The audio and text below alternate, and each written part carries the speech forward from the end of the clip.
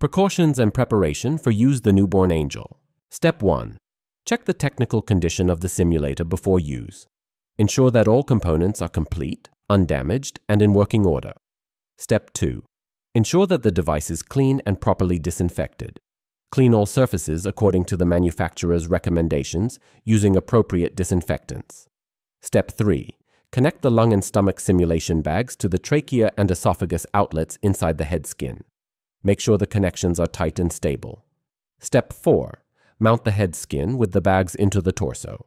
You do not need to precisely fit the head skin yet, as it will be removed later for vein system installation.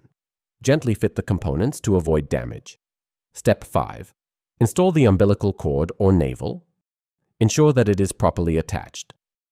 Step 6. Attach the vein system connector to the umbilical cord from inside the simulator. Make sure the connection is sealed. Step 7. Insert the genitalia blocking insert. Ensure it is properly attached.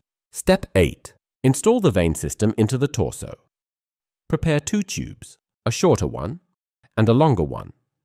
Use the vein system connector attached earlier to the umbilical cord to ensure proper flow of simulation fluids. If necessary, use lubricant to ease insertion of the tubes into the simulator openings.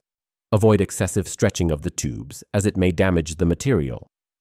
Begin assembling the vein system by connecting the shorter tube to the right side of the vein system connector, then insert this tube into the right leg. Connect the longer tube to the left side of the vein system connector, and then insert it into the upper opening in the left arm. Secure tube in the right leg, starting from the medial side, passing through the dorsal side of the foot, and ending at the sole of the right foot. Insert the free end of the longer tube into the free opening in the left arm, leaving a loose portion of tube to be secured in the left hand. Then insert the free end of the longer tube from the back into the lower opening in the right arm. Secure tube in the left hand, starting from the medial part of the hand, passing through the palm, and ending near the outlet opening under the left armpit. Pull the excess length of the longer tube toward the right hand. Insert the free end of tube into the upper opening in the right arm, leaving a loose segment of the tube. Secure tube in the right hand, starting from the armpit side, passing through the right palm, and ending near the shoulder at the outlet opening. Gently remove the head skin without changing the positions of the trachea, esophagus, and lung-stomach bags. Insert the free end of the longer tube from inside into the lower rear opening in the head and pull through the excess. Secure tube in the channel at the back of the head and insert the free end into the neck opening. Then secure tube in the front head channel and insert the free end into the forehead opening. Thread the free end of tube through the left inner side opening in the head skin. Put on the head skin, precisely fitting all structures to the torso. Attach the white adapter with an inlet hole to the free end of the longer tube, coming from the head. Step 9. Install the arm skins and the right leg skin onto the torso. For the leg, guide the tube out through the skin opening before attaching the skin, then gently pull the skin upwards. You can use lubricant to facilitate skin installation. You may slightly roll the skin edges outward to ease installation on both the leg and arms. Remember to place the tube in its designated channel. Repeat the same procedure with the arm. Ensure that all elements are properly seated and that the tubes remain in their channels. You can use lubricant to facilitate skin installation. Check that all elements are properly seated and that the tubes remain in their channels. Step 10. Install the back insert from the rear side. Step 11.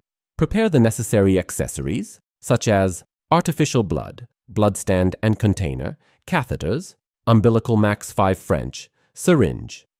Step 12. Place the simulator on a stable surface and ensure users have easy access to the necessary medical equipment. Step 13. Connect the blood circulation system. Place the blood bag on a stand above the simulator to ensure proper fluid flow. Connect the tube exiting near the head to the blood bag. Screw the adapter attached to the tube into the fitting at the bottom of the blood bag. Step 14. Using a syringe, pour simulated blood from the top into the bag with the stopper. Step 15.